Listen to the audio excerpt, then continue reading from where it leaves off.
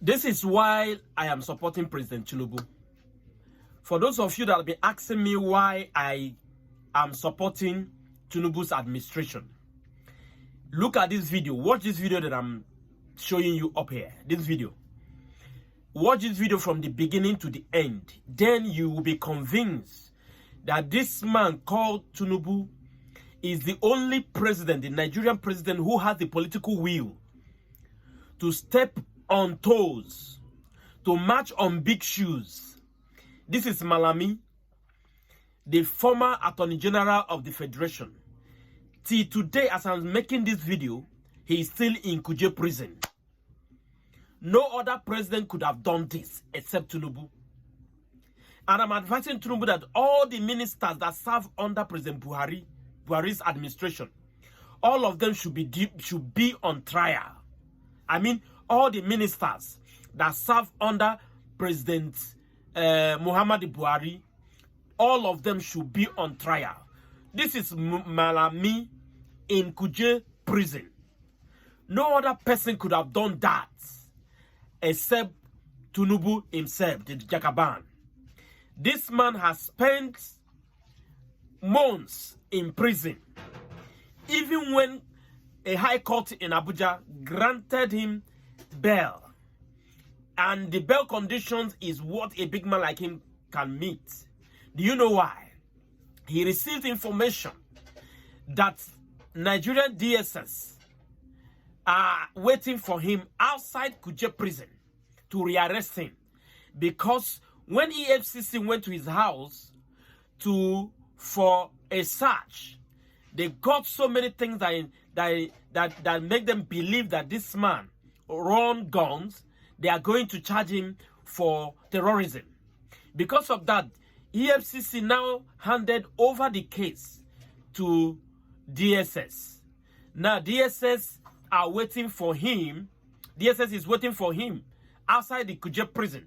That's once he came out of the prison, then they will rearrest him. He got information and decided to remain in prison. Have you seen this kind of thing before? This kind of thing can only happen in administration of a man who is fearless. In administration of a man who wants to fight corruption. It doesn't matter what is happening under his nose, but the ones that happen under a man that destroyed this country. Buhari was the one that destroyed this country, not Tinubu. Tinubu only inherited the mess that Buhari left on board. But I am urging him, asking him to do something to clear his name. Tinubu, please, stop supporting Buhari's mistakes or mess, because you are innocent of all these things that are happening in Nigeria today. You are not the creator, but you are the one trying to see how to solve it. This is, please, watch this video to the end. Then you understand why I am supporting Tinubu. They say a golden bed inside a prison is still a prison bed. But for the former Attorney General of the Federation, Abubakar Malami, even that prison bed is no longer comfortable. You saw the headline, and you might be wondering if the attack was physical combat. But what happened inside Kuje prison yesterday was a different kind of assault. We are receiving confirmed and exclusive reports this morning, Wednesday, January 14th, 2026, that the cells of Abubakar Malami and his son, Abdul Aziz, were raided in a surprise operation led by a very senior officer of the Nigerian Correctional Service. This is not your average prison inspection. We are talking about the Assistant Controller General, ACG, in charge of operations, personally driving into the facility to turn Malami's apartment upside down. We are going to take you straight inside the walls of Kuje Medium Security Custodial Center to describe exactly how this drama unfolded. We will explain why this raid is connected to the terrifying discovery of illegal arms in his Kebbi residence, and we will break down the chess game Malami is currently playing with the DSS, a game where he is actually choosing to stay in prison rather than pay his bail. If you want to understand how the most powerful law officer in the country has gone from giving orders to having his mattress searched by prison guards, please do me a massive favor and smash that like button right now. It helps us expose the reality of power when it fades. And if you are not yet a subscriber, click that button and turn on the notification bell. You need to be here as we track this high-stakes battle between Malami and the Nigerian state. Let's get into the gist of this humiliation. According to sources inside the prison who witnessed the event, everything seemed normal on Tuesday until the convoy of the Assistant Controller General of Corrections Operations rolled into the compound. Usually, when a big man like Malami is in custody, they are given a bit of space in the VIP segregation cells. But yesterday, that protocol was thrown out the window. The ACG reportedly marched straight to Malami's cell and conducted a thorough raid. They didn't stop there. They also went to the cell of his son, Abdulaziz, who is detained alongside him. The eyewitness stated, Malami was raided in his apartment today by a senior correctional service officer and likewise his son. The officer carried out the operation quickly and then drove out. Now, the authorities have not officially listed what they took, but in the intelligence world, a raid like this usually looks for one thing: contraband communication devices. Are they suspecting that Malami is still running things from the inside, or were they looking for documents related to the fresh trouble brewing in Kebbi? This brings us to the bigger fire outside the gate.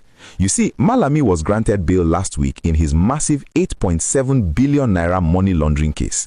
The court gave him strict conditions, but they were conditions a man of his wealth could potentially meet. However, we have learned that Malami is deliberately dragging his feet. He has instructed his lawyers to slow down the bail process. Why? Because the Department of State Services, DSS, is waiting for him like a hungry lion. Reports confirm that over 50 DSS operatives have taken up strategic positions around Kuje prison since last Wednesday. They have effectively laid siege to the facility. Their mission is simple. The moment Malami steps 1 foot outside that prison gate on bail, he is to be rearrested immediately. This is regarding the shock discovery of a stockpile of arms and ammunition at his country home in Birnin Kebbi. The EFCC found the guns, but since EFCC deals with money and not weapons, they handed that part of the case over to the DSS for a terrorism and illegal arms investigation. So imagine the dilemma Malami is facing. Inside the prison, the warders are raiding his cell and tossing his belongings. Outside the prison, the secret police are waiting to slap him with terrorism charges. It is a case of between the devil and the deep blue. Sources say he's terrified of the DSS custody because unlike the regular prison where he might have some access to his people, a DSS detention cell is a black hole. That is why he prefers to remain in Kuje even if it means enduring these embarrassing raids. To make matters worse, the Federal High Court in Abuja has just ordered the interim forfeiture of 57 properties linked to him and his sons. We are talking about assets worth a staggering 213 billion naira. These include hotels, plazas and mansions in Abuja, Kano and Kebbi. The court has given him 14 days to prove he bought these things with his legal earnings, or they will be taken by the federal government forever. The pressure is mounting from every angle. The raid on his cell yesterday sends a clear message: you are not safe anywhere. It signals that the prison authorities are under pressure to ensure he is not enjoying any VIP privileges that could help him compromise the investigation. If they found phones or notes during that raid, it could be used to deny him bail in the future terrorism case.